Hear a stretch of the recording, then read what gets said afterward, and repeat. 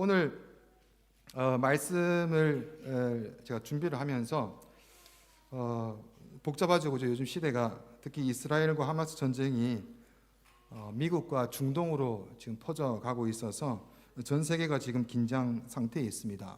우크라이나 러시아 전쟁이 일어날 때만 해도 무슨 요즘 세상에 전쟁인가라고 했는데 이스라엘 하마스가 전쟁하고 나니까 이제는 어떤 나라든지 내전이 일어나든 또는 다른 나라랑 전쟁이 일으키든 이상하지 않다라는 마음이 좀 들어요.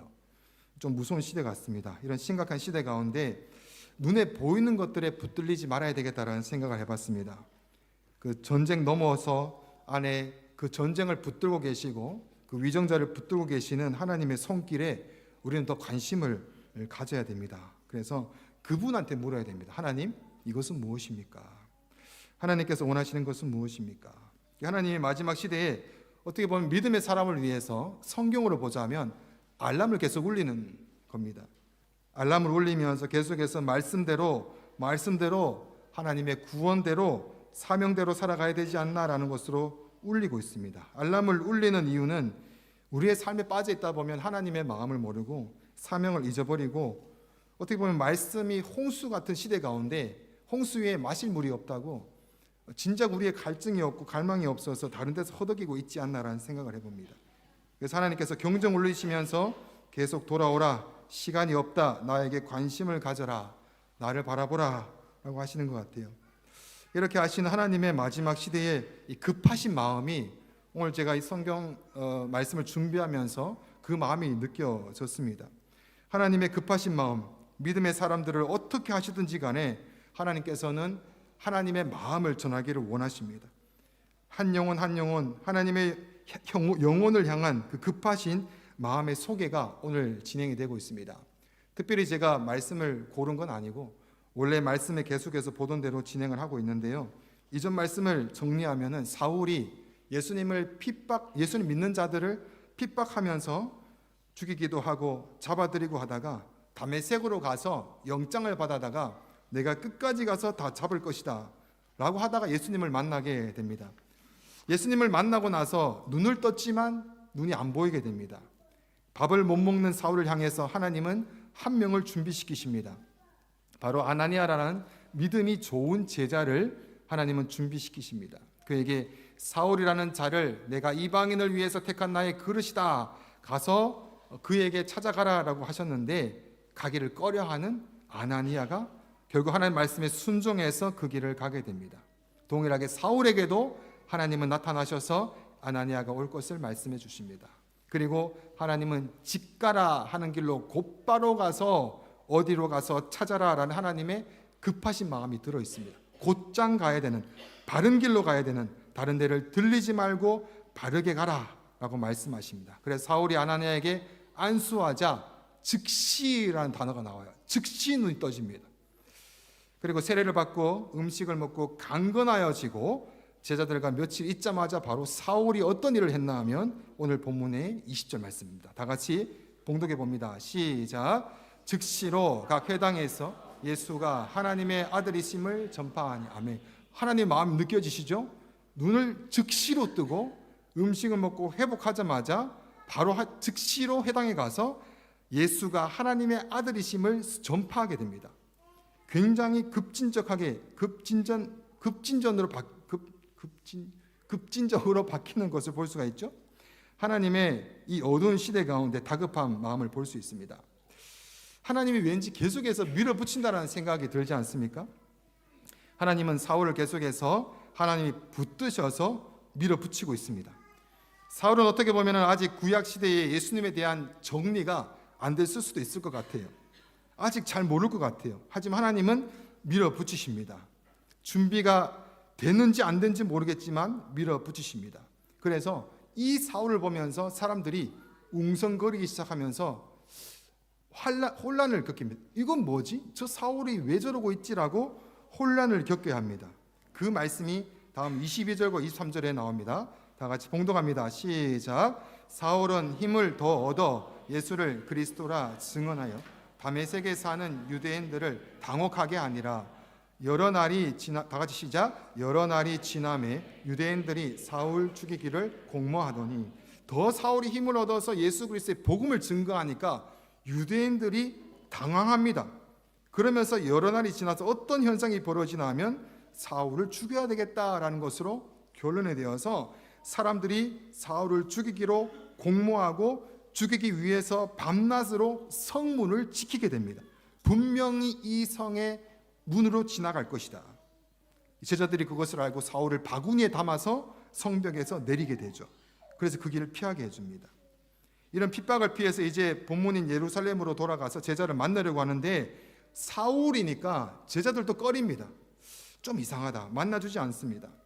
이런 분위기 가운데 하나님의 일을 한다는 것은 하나님은 급하다 할지라도 힘들 것 같다라는 마음이 들어요. 그런데 하나님께서는 과연 아무런 준비도 하지 않고 이렇게 밀어붙이실까요? 하나님 너무 급하신 거 아닙니까? 라고 당황스럽게 이 허덕이고 있는 사울의 모습을 볼 수 있을 것 같습니다. 하지만 성경 그 어디에도 하나님은 준비되지 않은 사람을 사용하신 적이 없습니다. 택한 나의 그릇이면 그 그릇으로 하나님은 준비시키십니다. 오늘 본문에 여러 날이 지나매라고 하는 23절의 말씀이 있죠. 학자들이 의견을 모아서 이 여러 날은 무엇인가 라고 연구를 해봅니다. 그래서 성경의 신약에 나타났던 그 사도 바울의 말씀을 보다 보면 이 여러 날이라는 그곳이 어딘지를 알 수가 있습니다. 갈라디아서 1장 15절부터 17절까지의 말씀입니다. 교도갈까요? 그러나 내 어머니의 태로부터 나를 책정하시고 그의 은혜로 나를 부르신 이가 16절 시작.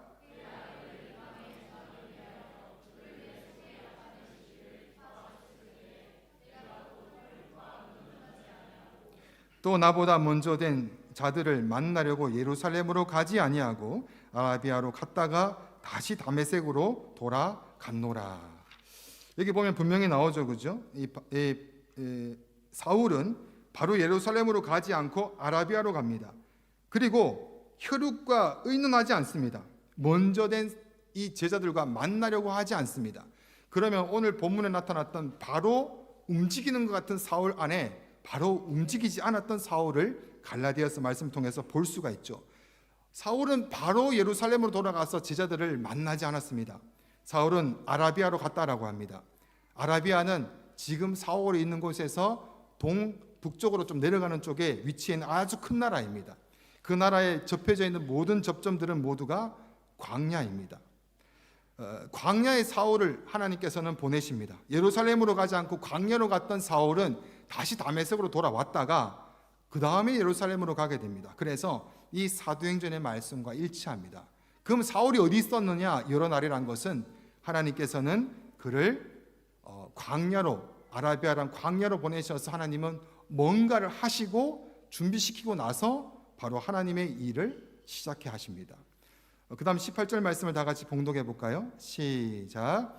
그 후 3년 만에 내가 게바를 방문하려고 예루살렘에 올라가서 그와 함께 15일을 머무는 동안 3년이라는 시간을 하나님은 바울을 광야에서 준비시키십니다. 그럼 광야 동안 3년 동안 무엇을 했을까?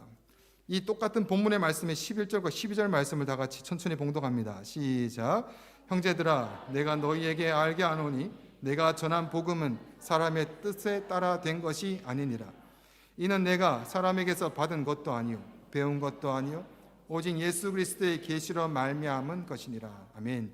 이 사도 바울은 예수님이 직접 하나하나 가르치십니다. 사람에게서 배운 것이 아닙니다. 오직 예수 그리스도의 계시로 말미암아서 그를 가르치십니다. 어디에서요? 광야에서 가르치십니다. 그래서 바울은 사도 바울이 됩니다. 이 바울이 계속 평생 동안 사역하면서 야, 너가 예수님하고 있던 적도 없고 예수님이 십자가에서 죽으시고 나서 부활하시고 승천하시고 나서 네가 예수님을 믿는다고 했는데 어떻게 네가 사도가 될 수 있냐라는 것이 계속해서 사도성의 의심을 받게 돼요. 근데 바울은 분명하게 자기가 예수님을 만났고 모든 가르침을 바로 광야에서 3년 동안 예수님께 직접 받았던 거예요. 그래서 그는 의심의 여지가 없었던 거예요. 사도라는 것은 두 가지가 있어야 됩니다. 하나는 예수님한테 직접 배움을 받은 자만이 사도가 됩니다. 그리고 예수님한테 직접 파송이 돼야 사도가 됩니다. 이 제자들밖에 없는 거죠. 지금 이 시대도 사도라면 의심해 봐야 됩니다. 이단성이 있습니다. 사도는 다 끝났습니다. 마지막 사도라 불리는 이 사도 바울은 그래서 마지막 사도라 불려요. 내가 직접 만나서 직접 가르침을 배웠기 때문에 그렇습니다. 사울이 눈이 어두워지고 나서 자신이 핍박했던 예수가 곧 메시아였던 것을 다메섹 도상에서 만나고 나서는 구약과 신약에 대한 안 맞았던 것이 맞아 떨어지게 됩니다. 아, 그분이셨구나. 그런데 문제가 뭐죠? 낱낱이 구약에 있는 하나하나가 정말 메시아였고 정말 맞는지가 본인 안에 확증은 없는 거예요. 그런 자를 어떻게 하나님께서 쓰시겠습니까? 그래서 하나님은 아무것도 없는 광야로 보내십니다. 거기는 하나님만을 의지할 수밖에 없습니다. 외롭고 쓸쓸합니다. 의지할 곳이 없고 아무것도 없습니다. 그러면 오로지 예수님만을 바라보게 됩니다. 하나님은 마음을 열지 않는 자에게 하나님은 어떻게 할 수가 없어요. 하나님은 마음을 열고 갈급하지 않는 자에게 어떻게 할 수가 없어요. 강제적으로 그냥 사로잡았으면 좋겠는데 하나님은 그런 하나님이 아니세요. 인격적인 내가 너를 창조했고 나랑 닮은 자이기 때문에 인격적인 만남과 교제를 하고 싶었던 우리. 그래서 하나님은 문을 부시고 들어와서 나랑 같이 살자고 하지 아니하시고 지금 또 문을 두드리시면서 문을 열어달라고 우리에게 부탁하고 계시는 겁니다. 하나님은 사울을 광야로 보내십니다. 그냥 말씀하셔도 돼요. 하지만 광야로 보내십니다. 왜? 거기는 아무것도 없으니까. 의지할 것이 없으니까. 외로운 곳이니까. 하나님 앞에 그는 묻고 하나님과 깊은 교제의 시간을 바라보며 하나님만을 바라보는 훈련이 3년 기간을 거치게 됩니다. 예수님을 통해서 하나하나 정리가 되고 삶의 전체가 완전히 뒤바뀌는 3년의 기간을 보내게 된 것입니다. 그래서 아무리 핍박이 오고 죽을 만큼의 곤장을 맞고 내어 쫓긴다 해도 그는 완전하게 하나님께 훈련받은 자로서 흔들리는 것이 전혀 없었던 것입니다. 하나님이 이 시대를 향해서 갈급합니다. 화급합니다. 너무 급합니다. 다 죽어나가는 이 시대 가운데 영혼을 향한 그 하나님의 급한 마음, 하나님은 그렇지만 그럼에도 불구하고 준비가 안 된 사람을 사용하시진 않습니다. 우리를 급하게 부르셨음에도 불구하고 바로 사용하지 않고 외로움과 알 수 없는 시간 가운데 보내시면서 오로지 주만 바라보는 시간을 가지게 합니다. 말씀을 마치겠습니다. 지난주 2024년 제가 이번 주에 있으면서 한국 사람이라면 좀 흥분케 하는 일이 있었죠. 그죠? 아시안컵 2024 아시안컵 4강 진출 64년인가요? 만에 우승을 도전한다. 그 누구도 의심하지 않는 이 주장 이 손흥민이가 있죠. 그죠? 우리에게 흥민이가 있다. 뭐 이렇게 얘기하는데 손흥민이가 나오고 나서 항상 요즘에는 그런 것 같아요. 옛날엔 그런 게 없었는데 요즘에는 그 사람이 어떻게 만들어졌을까에 대해서 관심을 가져요. 어떻게 훈련받았을까? 그를 훈련했던 아버지는 어떤 사람인가에 대해서 굉장히 관심을 많이 가지게 되죠. 요즘에서 항상 무언가를 했는 사람을 바라보면 요즘에는 그 사람의 과정을 이렇게 드러냅니다. 근데 모든 사람이 준비가 안 된 사람이 그렇게 된 적은 없는 것 같아요. 음악하는 사람도 그렇고요. 모든 공부하는 사람들도 그렇고요. 제가 관심을 가졌던 한 사람이 있습니다. 유튜브가 계속 돌아가니까 그중에서 홍이삭이라는 가수가 있어요. 무명이었는데 이번에 이삭이라는 이름 때문에 왠지 목사님의 아들 아닌가 이런 마음으로 계속 봤는데 그 프로그램 경영대회에서 이제 1등을 하게 되더라고요. 1등 하자마자 그의 가족을 소개했더니 아니나 다를까 선교사님의 아들이었습니다.